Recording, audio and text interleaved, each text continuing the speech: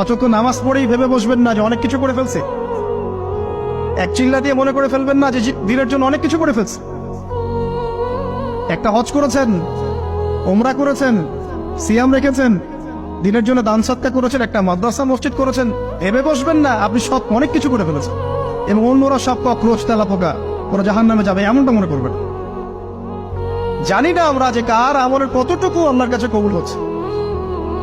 তো এখানে এই ব্যক্তির সমস্যা ছিল এই, সে নিজের আমলটাকে অনেক ভারী মনে করছিল এবং সে স্টেটমেন্ট দিয়ে ফেললো যে তোকে আল্লাহ পাক মাফ করবে না।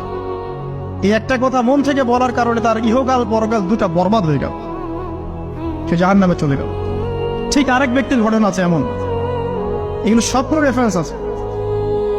এক ব্যক্তি প্রচুর ইবাদত করত, আল্লাহ পাক তার ইবাদত করার জন্য পাহাড়ের চূড়ায় একটা সুন্দর ব্যবস্থাও করে দিয়েছিলেন। সেখানে ডালিম গাছ হতো, ঝর্ণা আসতো, খাবারের কোনো অভাব নাই।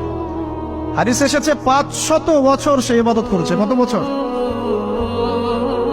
কিয়ামতের মাঠে এই ব্যক্তির অবস্থা এমন হবে, তাকে জান্নাতে প্রবেশ করানোর জন্য নিয়ে যেতে বলা হবে যাও আমার রহমতে জান্নাতে চলে যাও। আল্লাহ পাক তাকে এই কথাটা বলবেন, কিন্তু এই ব্যক্তি বলবে আমার আমলের কারণে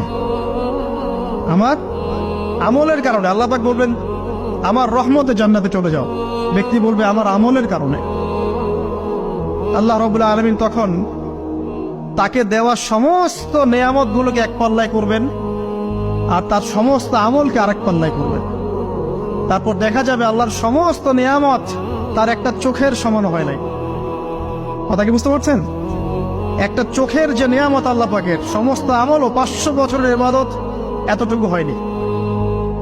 তারপর তাকে বলা হবে ওকে জাহান্নামে নিয়ে যাও। এবার জাহান্নামে যাওয়ার সময় সে বলবে আল্লাহ তোমার রহমতে আমাকে মাফ করে দাও। তখন আল্লাহ পাক তাকে আবার ডেকে নিয়ে আসবে, বলবেন যে তোমাকে যে আমি ইবাদত করার জায়গা করে দিয়েছিলাম, এটাকে তুমি নিজে করেছো না আমি করেছি? সে বলবে আপনি করেছেন। তোমাকে যে আমি সৃষ্টি করেছিলাম তখন কি তুমি কোন আমল করেছিলে? বলবে না। তাহলে তোমাকে যে সৃষ্টি করেছে আমি, এটা কি তোমার আমলের কারণে? না। তোমাকে সারা দুনিয়াতে এত নিয়ামত দিয়েছি, এটা কি তোমার আমলের কারণে? সে বলবে না। তখন তাকে জান্নাতে প্রবেশ করানো হবে। কিয়ামতের মাঠে এমন অনেক ঘটনা ঘটবে যেটা আমাদের চিন্তার বাইরে। আরেকজন ব্যক্তিকে ডেকে আনা হবে, যে ব্যক্তি একটা দুটা নয় বরং 100টা খুন করেছে।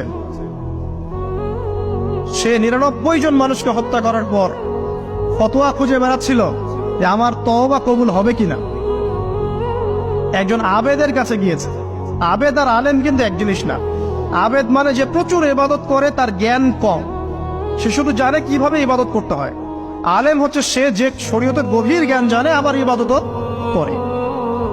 আবার যারা জ্ঞান আছে আমল নাই, সেও কিন্তু প্রকৃত আলেম না। প্রচুর জ্ঞান আছে কিন্তু জ্ঞান অনুযায়ী আমল করে না।